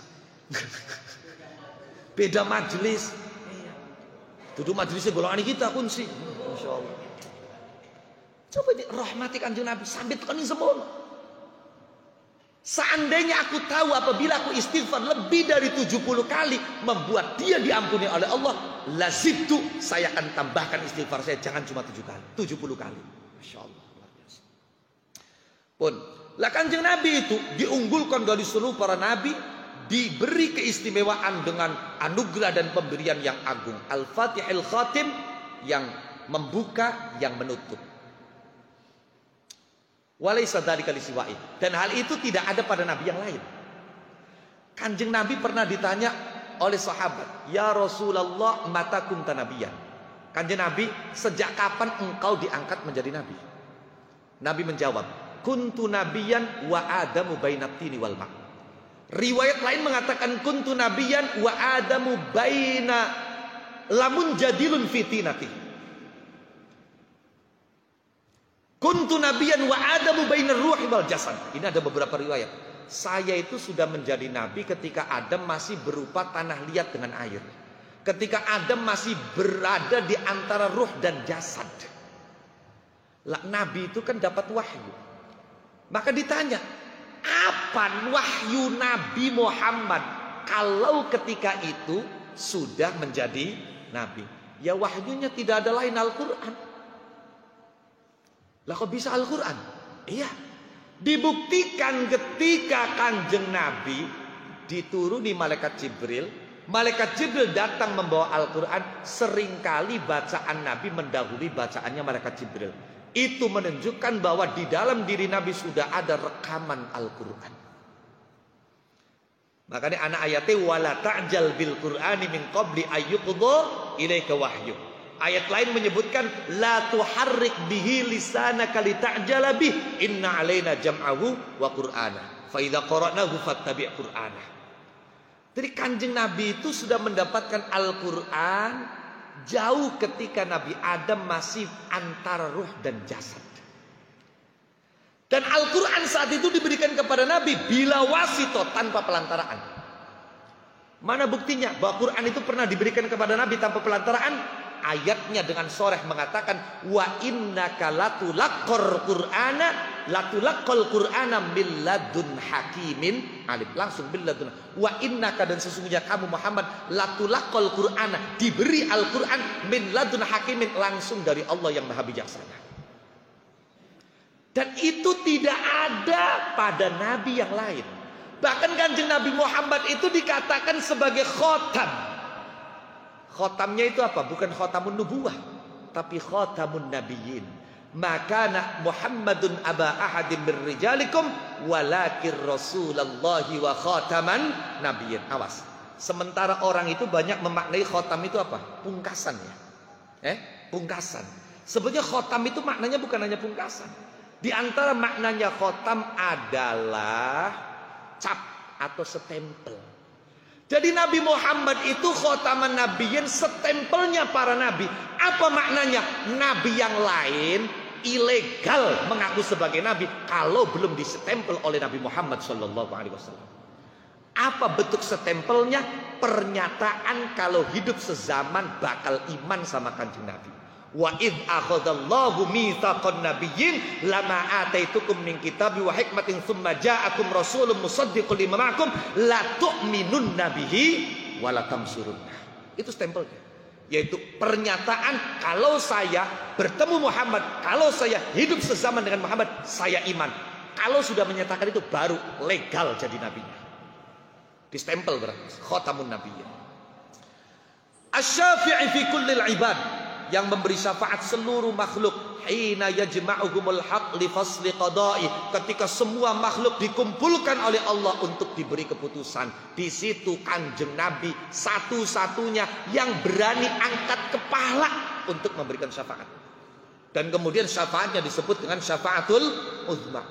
Itu orang lama loh, di mahsyar itu lama, tidak mendapatkan keputusan dari Allah. Itu orang itu kalau menunggu lama itu kesel. Bahkan wis pokoke kita kudu didenda gak beli apa-apa, sing penting gage aja ngenteni bikar seperti itu. Sampai-sampai ada kudu ning neraka ya ning neraka lah, aja ngenteni beli keruan mekenan. Akhirnya penjaluk tulung Nabi Adam angkat tangan, jaluk tulung Nabi Musa terus angkat tangan. Disitulah yang berani tampil cuma sosok Nabi kita Muhammad sallallahu alaihi wasallam. Makanya jari salah siji guru kula itu, kita itu mesti bersyukur karena kita dipilih oleh Allah menjadi umat Kanjeng Nabi. Itu kan bukan pilihan kita, anugerah Allah. Coba, dan Nabi kita sehebat itu loh. Masya Allah. Nabi yang berani tampil, analah kata Nabi. Persoalan syafaat bagian saya. Masya Allah, luar biasa. Dan yang luar biasa lagi, ketika kemudian selesai keputusan dan semua orang harus meniti siratal mustaqim, malaikat yang menjaga surga menjemput Nabi Muhammad.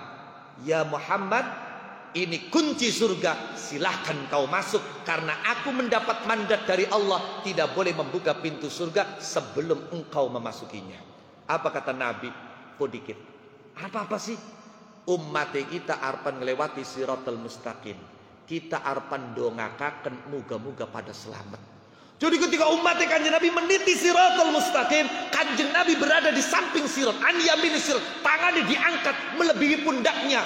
Ummati ummati ya Rabb, umatku selamatkan ya Allah. Kira-kira selamat berisi dongakaken Kanjeng Nabi. Masya Allah, sallu ala Nabi Muhammad. Rahmati Kanjeng Nabi sampai kayak kono. Manjing suarga kongkon dingin emong ko umati sun lo. Kira-kira sing wis jelas dingin selamatnya. Maka di sini kemudian ditutup muqaddimah ini dengan salawat sallallahu alaihi wa ala sairi anbiya'i wa ala alihi wa sahbihi al-mustamsikina bi wala'i. Semoga Allah melimpahkan rahmat ta'zim kepada Nabi Muhammad dan kepada seluruh para nabi, juga kepada keluarga Nabi Muhammad dan para sahabatnya yang berpegang teguh dengan mencintai dan menolong perjuangan Kanjeng Nabi. Wasallama tasliman katsira, dan semoga Allah melimpahkan salam sejahtera dengan salam sejahtera yang banyak. Amma ba'd, naqifuna wallahu a'lam bissawab. Al-Fatihah.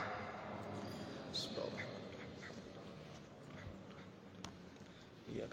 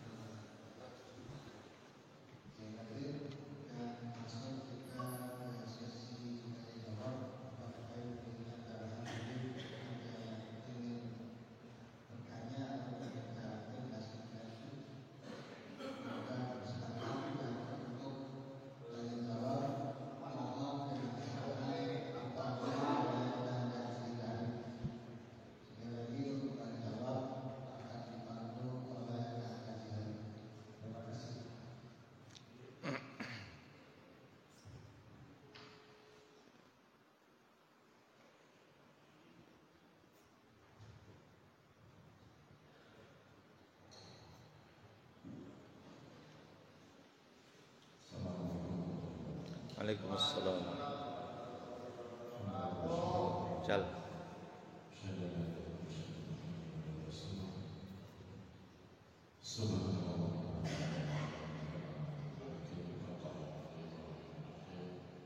Para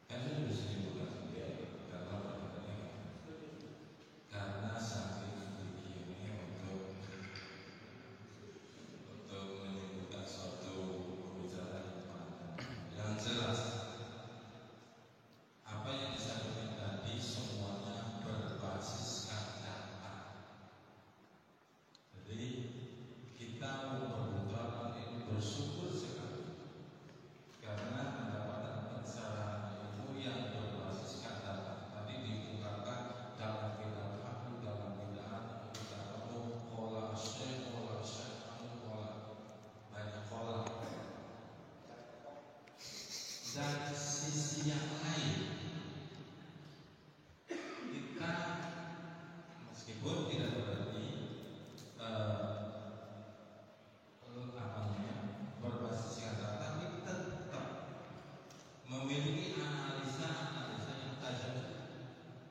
Jadi bukan rasa berbasis kata kemudian tidak ada analisa. Dari sisi yang lain kita juga telah dicerahkan oleh pemikiran-pemikiran yang sangat kreatif, Buya Sakur, yang jarang mengungkit kata, tetapi tidak berarti Buya Sakur itu tidak memiliki data.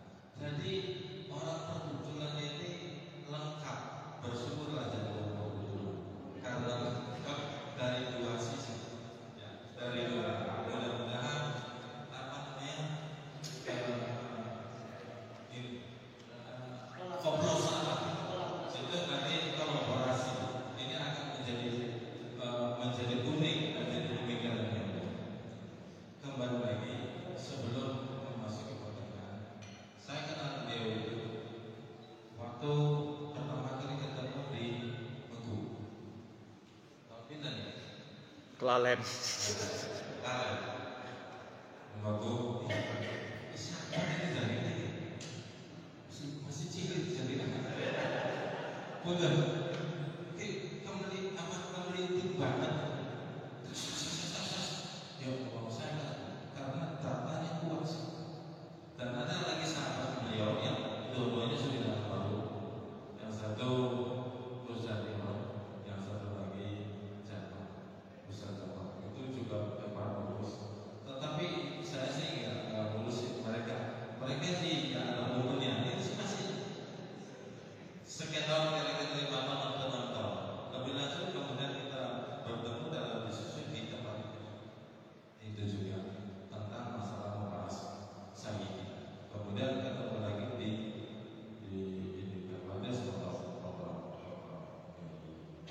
Mesir dalam diskusi juga. Kemudian akhirnya saya memperhatikan diri untuk mendekat. Ya alim-alim pintar kan namanya keturunan pintar. Ya bukan rokok biasa. Hari ada beli mampu ya biasa. Tidak. Akhirnya dari situ maka saya ngaji di kemudian di situ. Ini saya sedang mengatakan saya punya teman, saya punya anak, saya akan lulusan. Ini umurnya sangat muda begini. Kira-kira mungkin sekarang 35 atau 36 karena waktu 4 tahun yang lalu itu saya pernah bersilaturahmi memperkir sampai lorong. Kira-kira hanya kira-kira angka 36, insya Allah nggak lepas dari itu. Tiga ya, kira-kira. Terus semua jawab padat. Maka sangat menarik apabila ini kita saja dan mengajukan pertanyaan. Jika pertanyaan ini tidak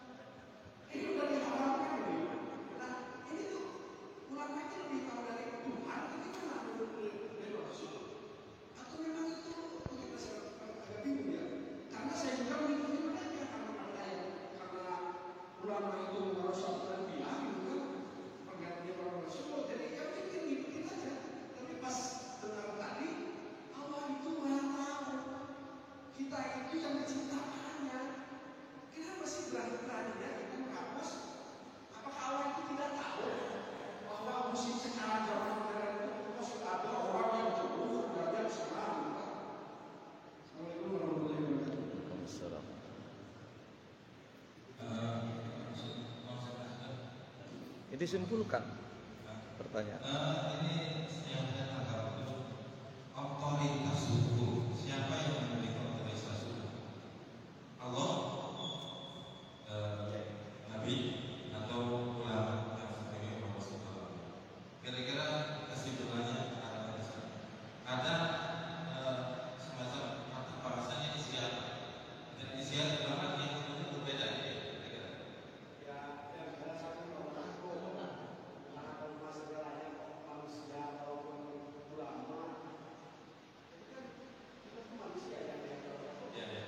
Dari kembalinya Allah Maha Tahu persisnya dan tentang persetujuan hukum. Siapa yang memiliki otoritas hukum itu? Apakah ulama yang kemudian mencetuskan atau ulama begini, mencetuskan begini, atau hukum yang begini dan sebagainya? Kira-kira demikian. Ada pertanyaan lain? Barangkali Atau cukup? lagi ya, maka ya berakhir.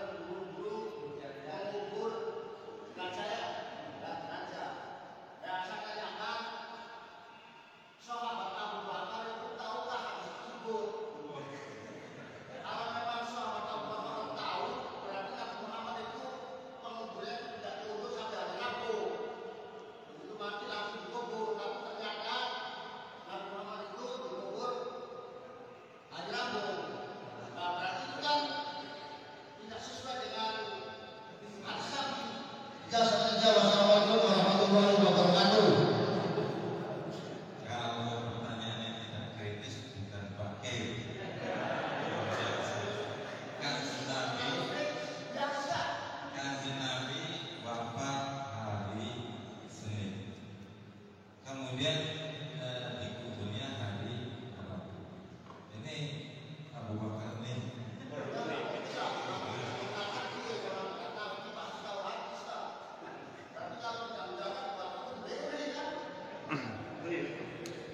Bismillahirrahmanirrahim. Rabbi yassir wa a'in ya karim waftah bil haqqi wa antal fattahul alim. Pertanyaan-pertanyaan yang luar biasa. Pertama tentang masalah nikah mut'ah ya. Nikah mut'ah yang dulu pernah diperbolehkan pada zaman Nabi Muhammad sallallahu alaihi wasallam. Kerangka awal dulu bahwa yang paling tahu sebuah perkataan itu maksudnya kemana dan apa itu adalah tentu orang yang berkata. Kemudian yang kedua adalah orang yang paling dekat dengan orang yang berkata. Maka yang paling mengerti Al-Quran adalah Allah. Setelah Allah adalah baginda Rasul Muhammad sallallahu alaihi wasallam. Ditambah lagi Rasulullah bukan hanya paling memahami Al-Quran setelah Allah, tapi juga Rasulullah secara formal diberi hak untuk menjelaskan Al-Quran. Wa anzalna ilaika dzikra litubayyina lin-nasi ma nuzzila ilaihim. Oke. Lah kemudian Rasulullah ini mengajarkan tabligh, menyampaikan kepada para sahabat, sahabat kepada para ulama. Nah, sehingga kita sampai hidup di saat ini, itu maka tidak ada jalan lain untuk bisa memahami apa yang dikehendaki oleh Allah selain mengikuti orang-orang yang ada dalam mata rantai ini. Ada dalam mata rantai ini. Itu. Maka ada ungkapan al-hafidhu hujjatun ala man lam yahfal. Orang yang hafal itu cukup sebagai dalil bagi orang yang tidak hafal. Ulama yang memahami Al-Quran, memahami hadis, itu cukup menjadi dalil kita yang tidak paham tentang Al-Quran dan hadis. Nah, kemudian kita mengalami satu kondisi yang mungkin mirip dengan yang dulu pernah dialami oleh para sahabat. Kenapa kemudian tidak diberlakukan pada kita hukum sebagaimana yang dulu berlaku kepada para sahabat? Seperti halnya sahabat dulu itu perang selama 3 bulan. Dan selama itu mereka diperbolehkan menikah dalam batas waktu ketika ada di situ yang kemudian dikenal dengan istilah kawin kontrak. Berbagai data menyebutkan bahwa betul nikah mut'ah atau kawin dalam batas waktu tertentu itu pernah dilegalkan di dalam Islam. Tapi juga berdasarkan data yang ada, hukum itu kemudian dihapus. Jadi pernah dibolehkan, kemudian pernah dilarang, kemudian dibolehkan lagi, kemudian dilarang lagi, kemudian dibolehkan dan kemudian dilarang sampai hari kiamat. Konon sahabat Abdullah ibn Abbas itu membolehkan. Akan tetapi setelah dicek datanya, ternyata data ini diragukan.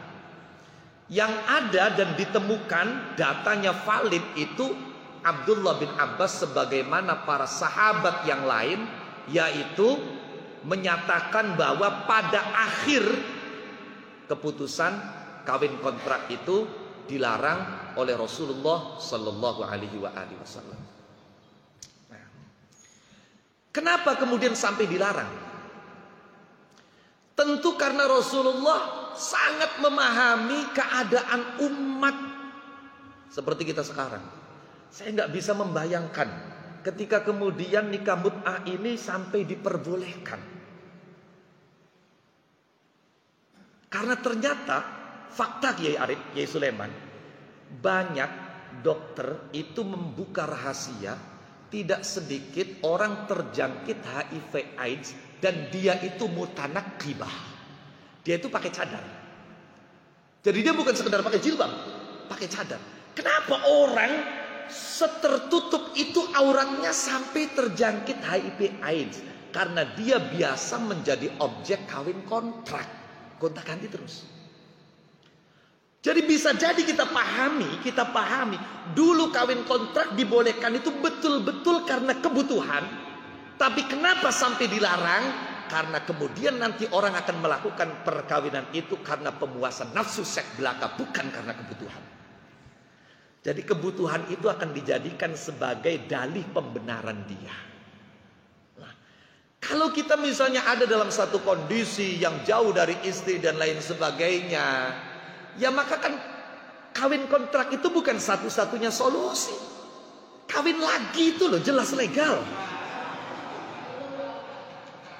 Dan tidak ada syarat orang mau kawin lagi itu harus ngomong dengan istri pertama. Secara fikih itu tidak ada.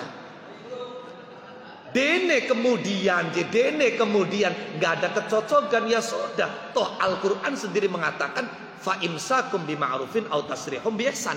Nikah itu kalau bisa lanjut yang baik. Kalau memang tidak bisa dilanjut, selesai sampai di situ, itu pun dengan cara yang baik. Nah ini kan persoalannya kan kadang kita kalau selesai itu ya caranya itu nggak baik masalahnya. Jadi yang penting baik. Itu jadi justru saya melihat kenapa kemudian fi akhiril amri nikah mut'ah itu dilarang. Rasulullah sangat cerdas bisa membaca. Akan muncul satu zaman, satu generasi di mana orang melakukan itu bukan karena kebutuhan tapi itu. Jadi ada cara yang lain, ada solusi yang lain. Iya. Baik, kemudian pertanyaan yang kedua mengenai tentang masalah al-ajalatu minasyaiton, ya. Kemudian satunya lagi mengenai qisas. Baik. Kenapa sing dipotong dudukuan? Mungkin ini pertanyaan sing akal-akalan sehingga jawabannya kudu akal-akalan maning. Ya, kalau jawabannya menggunakan Al-Qur'an jelas ya, memang Al-Qur'annya seperti itu. Az-zaniyatu waz-zani fajlidu kulla wahidatin minhuma mi'ata jaldah. No, yang sudah tilawahnya dinasakh tapi hukumnya tidak, jelas asy-syaikhu wasy-syaikhatu idza zanaya farjumuha. Jelas, selesai sudah. No. Tapi karena pertanyaannya ini menuntut jawabannya akal-akalan, ya dijawab secara akal-akalan. Tidak jauh beda. Kenapa ketika kita kentut mau sholat yang dibasuh wajahnya? Kita kentut batal, kemudian wudhu itu yang dibasuh wajahnya, yang dibasuh tangannya. Kenapa kita sakit? Yang sakit itu mata, tapi yang disuntik itu pantatnya. Artinya ada satu keadaan di mana yang melakukan itu A, tapi jalan keluar dan penanganannya harus dengan B. Jadi mungkin kalau Kiai Bakir itu dikasyaf oleh Allah, itu akan bisa melihat koneksi hubungannya itu ada. Sama seperti orang-orang para wali, kata Imam Sya'rani, orang-orang yang sudah mencapai makom kasyaf itu bisa melihat kenapa ketika orang ingin bersuci dari hadas kecil yang diusap cuma bagian tertentu, tapi ketika dia bersuci dari hadas yang besar harus seluruh tubuh yang dibasuh. Itu bagi orang yang kasyaf itu bisa melihat, kata Imam Sya'rani. No. Oke. Kemudian lagi, kenapa bukan itunya yang dipotong? No, iya. Itu apa? Ya itu. No, iya. Nah, karena pertanyaannya akal-akalan. Ya karena sing ngrasakaken. Walaupun sing menggawe kuwon tapi rasanya tekening bumbunan. Awit pucuk rambut tekening pucuk sikil. Maka sanksinya pun harus dirasakan oleh semua yang merasakan. Nah itu. Yes.